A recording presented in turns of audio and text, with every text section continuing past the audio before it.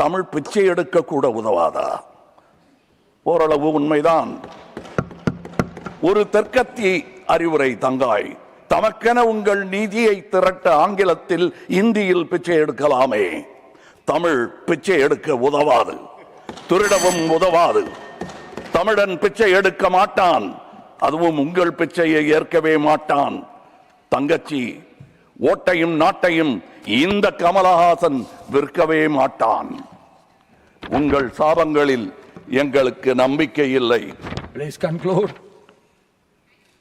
உங்களுக்கு இருக்கக்கூடும் என்ற நம்பிக்கையில் நீங்கள் உணர என் திட்டத்தை சாபமாய் போடுகிறேன்.